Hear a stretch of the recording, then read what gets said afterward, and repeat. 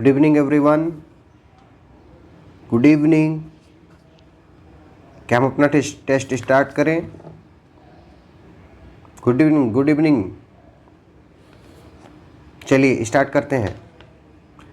हमारा पहला क्वेश्चन है, if the transfer of property is made with condition, the condition is wide and transfer is valid, तो क्या होगा?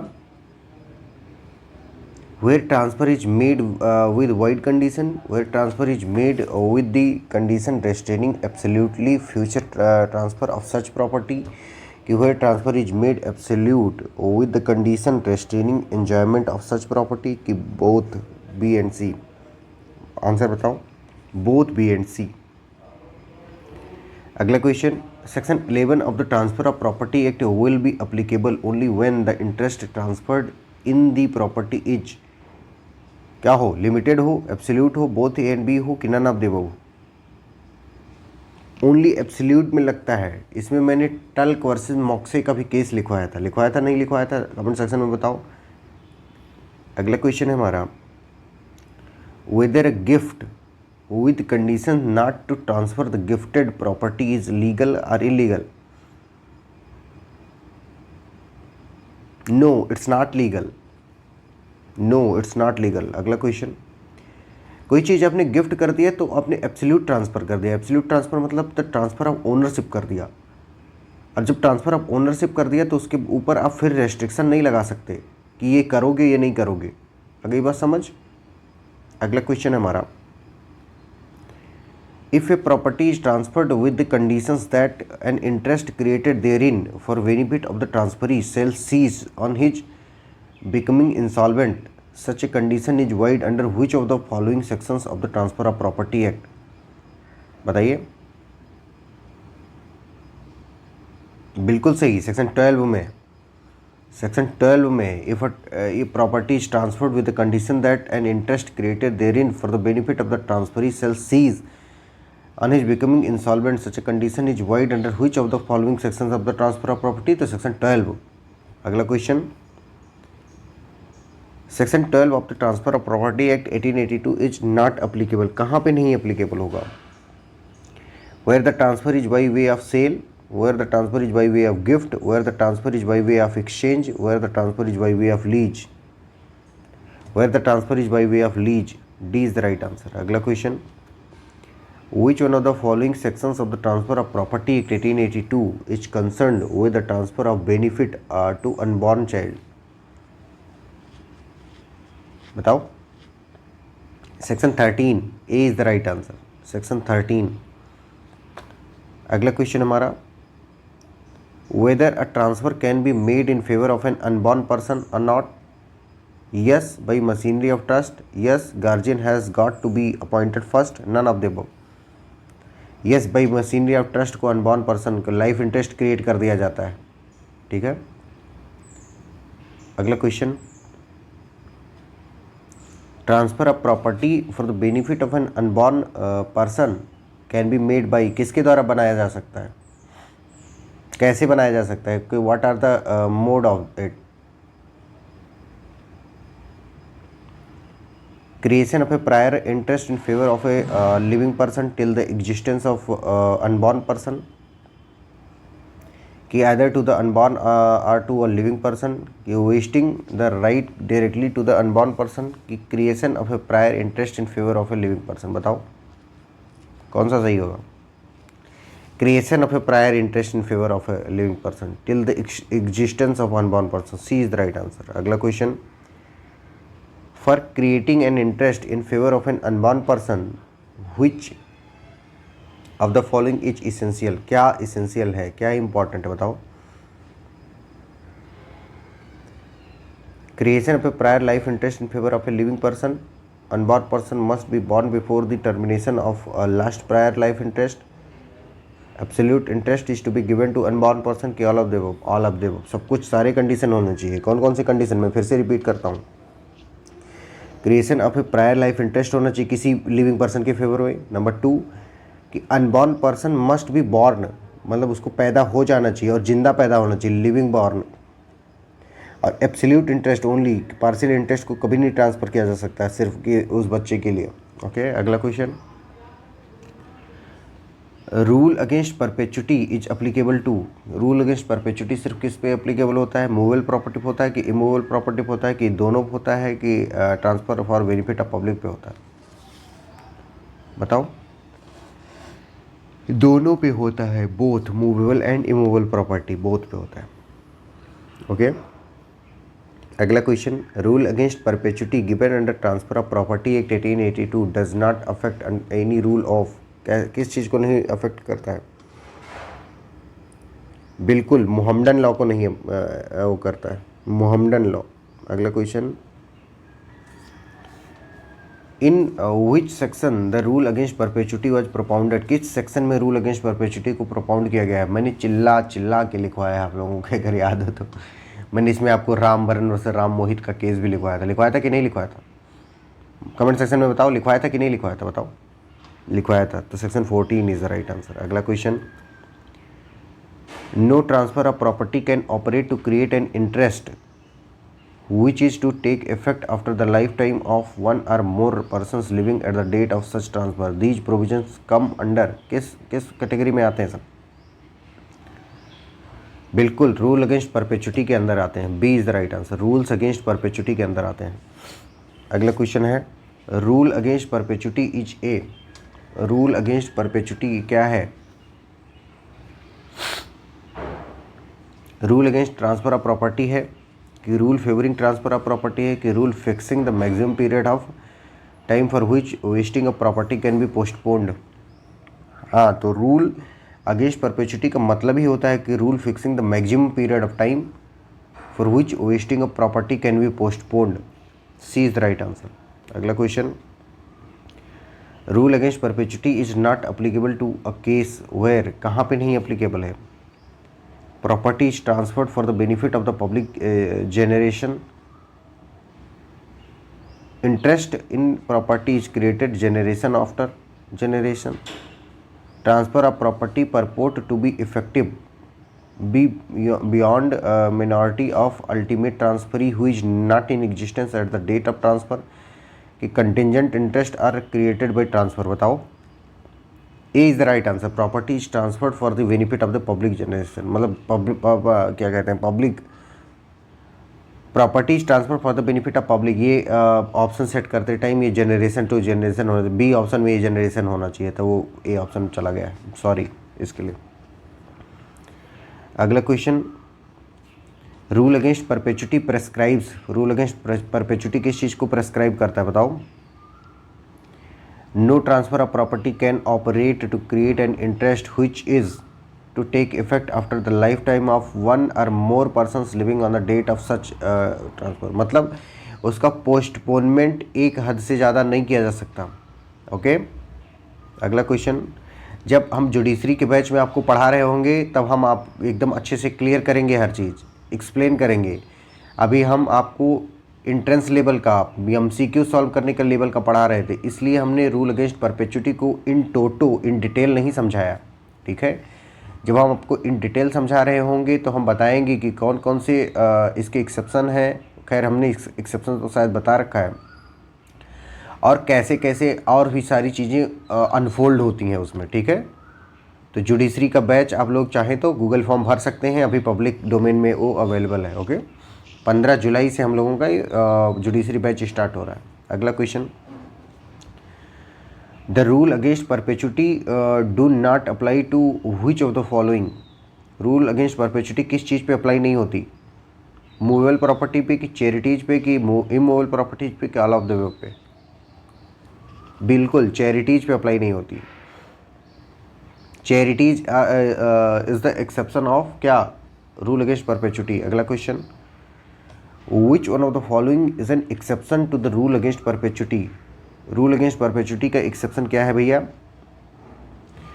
Permanent transfer for gift, personal covenant, preemption, all of the above. हमने जो list लिखवाई आपको इसमें हमने तीनों बात लिखवाई थी, तो ऑल ऑफ द अबव। अगला question, which with reference to the transfer of property at Rambaran versus Ram Mohit is a case for, ये which नहीं होना चाहिए, with होना चाहिए। तो मैंने रामबरन वर्सेस राम मोहित का केस बताया कि नहीं बताया है? सब लोग कमेंट सेक्शन में बताओ। बताया है बिल्कुल, तो rule against perpetuity rule against perpetuity होगा। रामबरन और से Ram Mohi, rule against perpetuity. अगला क्वेश्चन एसर्शन है हमारा section 14 of transfer of property act provides for the rules against perpetuity. Reason है हमारा this rule is based on public policy, select the correct from the correct option from the code given below. Is that true कि जो rule against perpetuity है वो public policy पर dependent है, based है? बताइए। बिल्कुल सही, A is the right answer. Both A and R true and R is the correct explanation of A. अगला question A transfers his property to B for life and thereafter to his unborn son for life. In this case, transfer of property to the unborn son is क्या हो जाएगा? वो बिल्कुल wide हो जाएगा, wide हो जाएगा। अगला question rule against double possibility was recognized in which one of the following case. मैंने आप लोगों को रूल अगेंस्ट डबल पॉसिबिलिटीज किस सेक्शन में बताया है? सेक्शन 13 में बताया है। और सेक्शन 13 से रिलेटेड कौन सा केस बताया हमने? सेक्शन 13 से रिलेटेड हमने केस बताया Whitby versus Mitchell. Section 13 of transfer of property act से रिलेटेड मैंने केस क्या लिखा है? कॉपी देखो आप लोग अपनी, विडबाई वर्सेस मिशेल बताया है। तो ये क्या हो जाएगा? B is the right answer. Spelling थोड़ा मिस्टेक हो गई है बट यही होगा। अगला क्वेश्चन है हमारा transfer of property for the benefit of an unborn person made directly is क्या है? वैलिड है, वाइड है, वाइडेबल है, good and a foresighted move. क्या है? बताओ बताओ। वाइड है। Transfer of property for benefit of unborn person made directly is void. Void. पहले हमें एक life interest in between create करना होता है। अगला क्वेश्चन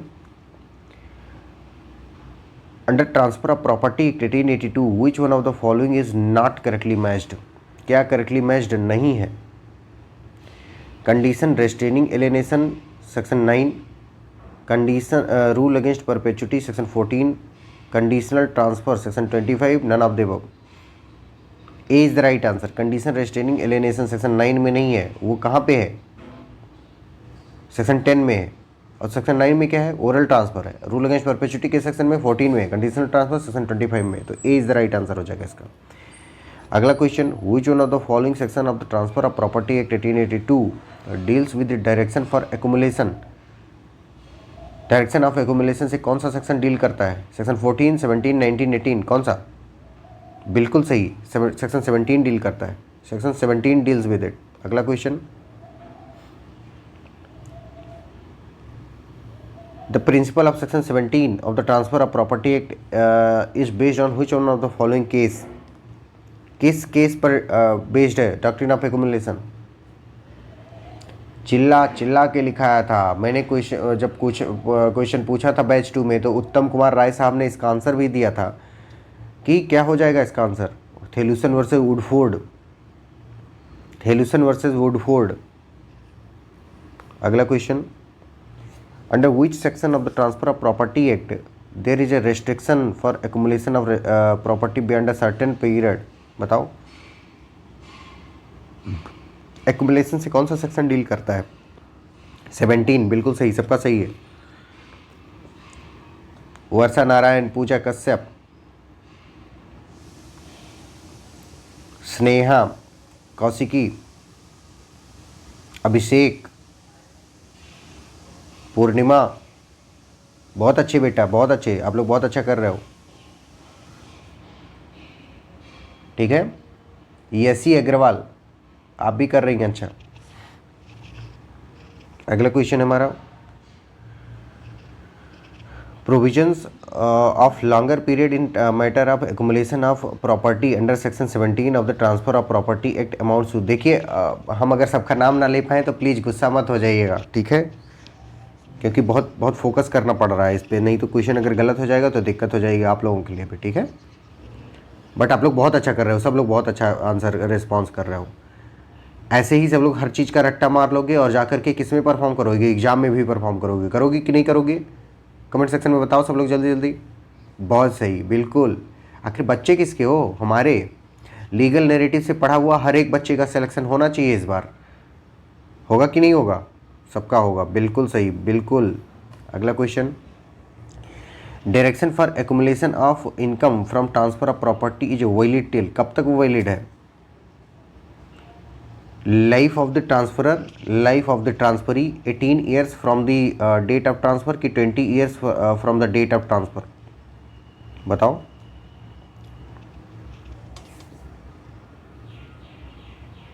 बिल्कुल 1 and 3 only, life of the transfer होना चाहिए और क्या 18 years from the date of transfer होना चाहिए। अगला क्वेश्चन, अगला क्वेश्चन है हमारा कि which section creates exception of the restrictions in section 14, 16, 17 of the transfer of property act, कौन सा सेक्शन बात करता है, एक्सेप्शन क्रिएट करता है? बिल्कुल सेक्शन 18 क्रिएट करता है। अगला question, according to section 18 of the transfer of property act 1882 with the provision of some sections shall not apply in case of transfer of property for any other object beneficial to mankind. These sections, the benefit of public in the advancement of religion, knowledge, commerce, health, safety are sections का नाम बताना है मैं। बिल्कुल सही, section 14 rule against perpetuity, section 16, section 17, ठीक है। अगला क्वेश्चन है हमारा, in case of transfer of property for the benefit of the public which of the following restrictions shall not apply, कौन सा restriction अप्लाई नहीं होता? रूल अगेंस्ट परपेचुटी नहीं अप्लाई होता है कि rule to take effect on failure prior interest section 16 है। Rule against perpetuity section 14, transfer to take effect on failure of prior interest section 16, direction of accumulation section 17, ठीक है, all of the above. अगला question है हमारा, under section 19 of the transfer of property vested interest means, vested interest का मतलब क्या है? चिल्ला चिल्ला के बताया है मैंने, अगर आप लोगों को याद हो बताओ।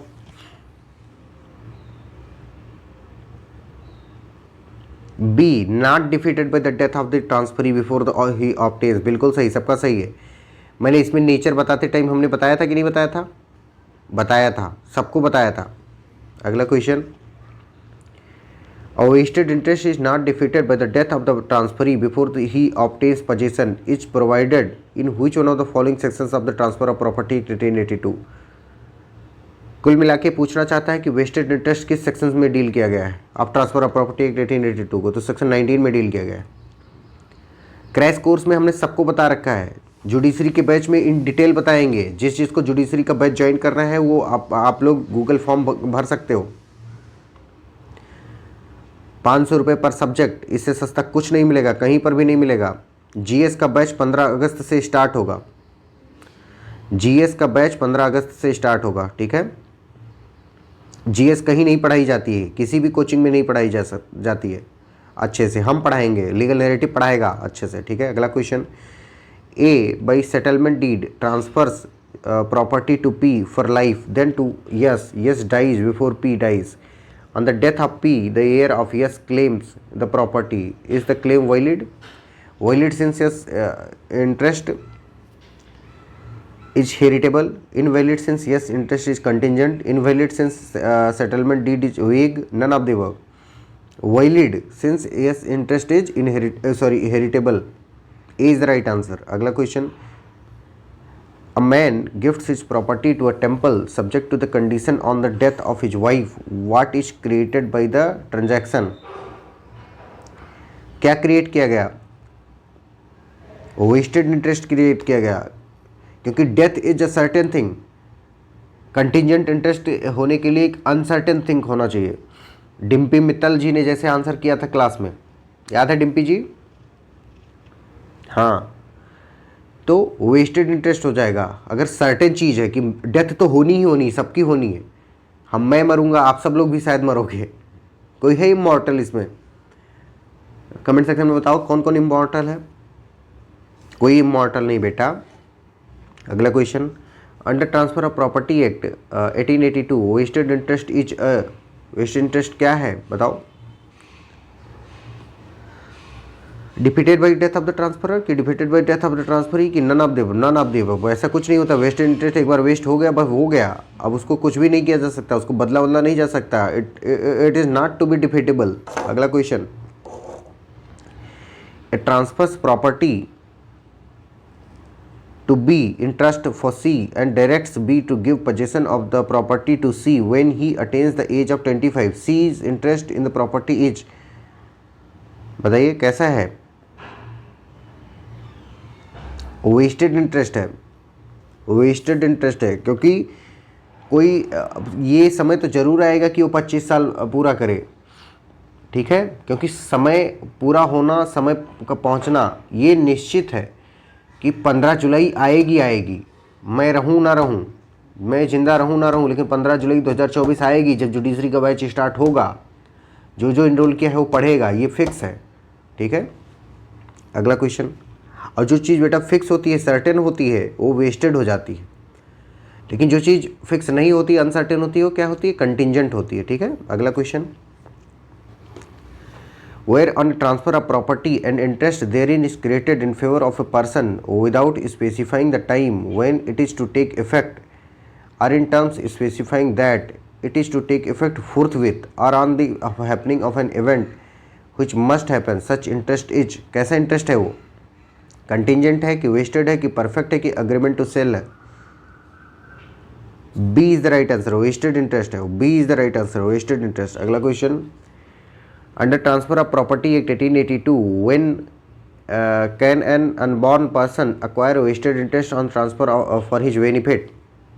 बताओ।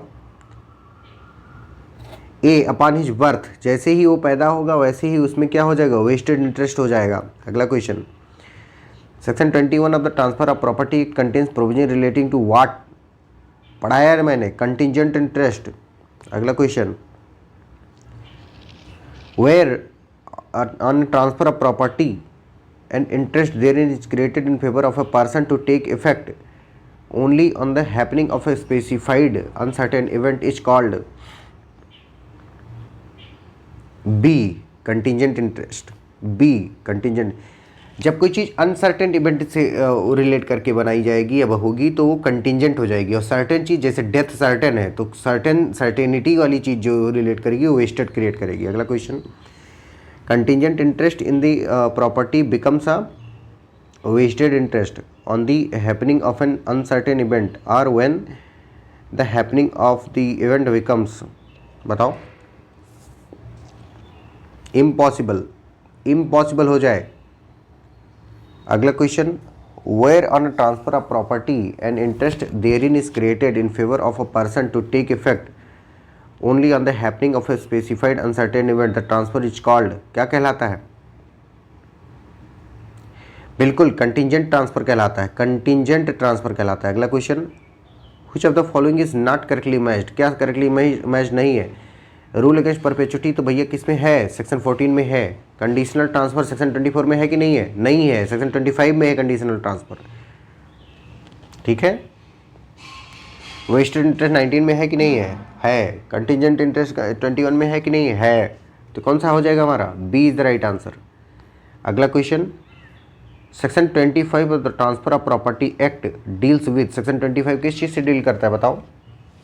कंडीशनल प्रेसिडेंट से, कंडीशन सब्सिक्वेंट से कि कोलेटरल से कि condition precedent condition subsequent both?